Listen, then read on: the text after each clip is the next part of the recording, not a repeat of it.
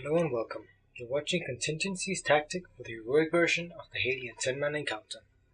We used 2 tanks, 3 healers, 3 melee, and 2 ranged DPS for this fight. There are 3 phases in this fight, and we will go through each of them in turn, starting with phase 1, which is also referred to as the up phase. There are 2 abilities in phase 1 that you need to be aware of and react to quickly. The first is Fiery Combustion. This ability puts a dispellable and decursable dot on a random raid member, which when dispelled places a big orange void zone on the ground called Combustion. The longer that dot stays on you before it's dispelled, the bigger the combustion will be on the ground. You will take 4000 damage every 2 seconds until you are dispelled, so healers should treat Fiery Combustion like Mutated Infliction on Rot phase and assign someone to spam heal whoever has it. Everyone near the combustion will also get a knockback if they are inside it as it lands, and it's worth mentioning that the combustion deals about 8000 damage every 2 seconds you stand in it, plus the longer you stand, the more damage it'll do until it is unhealable. The combustion will fade away after about 1 minute. The way you deal with Fiery Combustion is to run straight to the edge and hug the wall of fire, then get a dispel as soon as you get there. You do this to place the combustion half outside the wall to take up the least amount of space.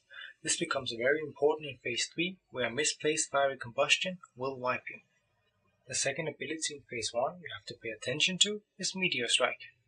Halion will yell, "The heavens burn," and about 5 seconds later the meteor will land where a random raid member was standing when he yelled "The heavens burn."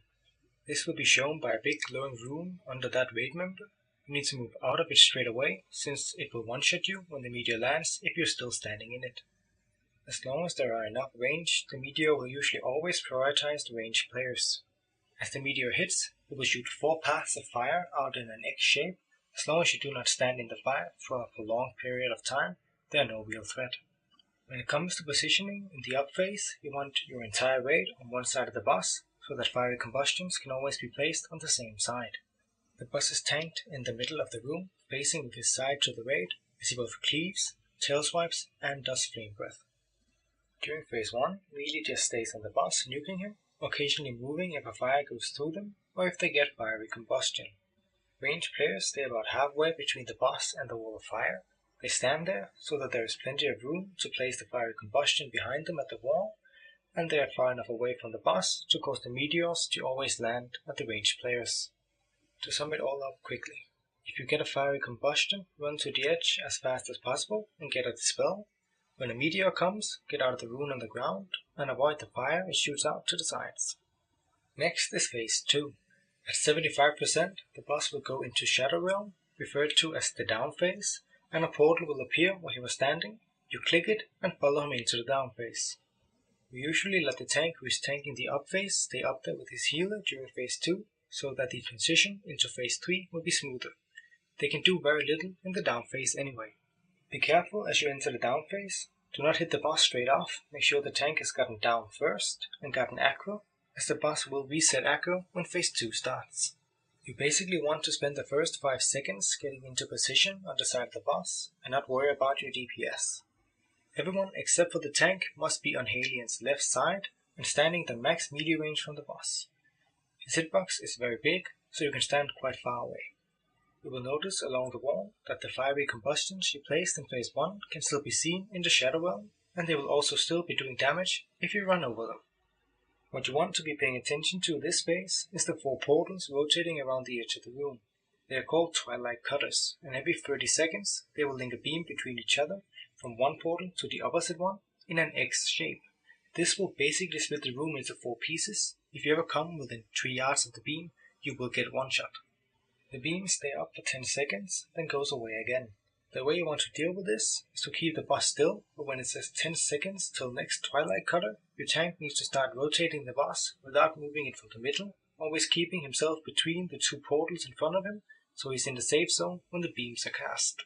The rest of the raid needs to do the same, always staying between the 2 beams, rotating with the tank. The best way to avoid being hit is to look straight ahead to the opposite side of where you're standing. If your character is standing directly in between 2 portals in front of you, you will also be safe from the 2 portals behind you. If you're ever unsure about if you're safe from the beams, simply stop DPS and move slightly further back just before they're about to appear. The further away from the boss you are, the more room you have to avoid the beams. This is not a DPS race, the enrage time is very long, and this fight is more about survival. The next ability that will cause you some problems is the soul consumption. This works exactly like fiery combustion, as it will place a void zone underneath the guy who has it when he gets dispelled or decursed. The only difference is it's now purple, and the void zone is called consumption, and instead of being knocked away from it, you'll be slowed as you place it, or if you stand in it. The difficult part of dealing with soul consumption is you still have to get it to the wall to place them halfway outside of it, to increase the space you have to move around in. And when you get soul consumption while the Twilight Cutters are active, you can't simply run straight back and place it. You have to run towards the forward portal and place it close to that, or the beams will catch up to you, as you will be slowed by the consumption as it lands.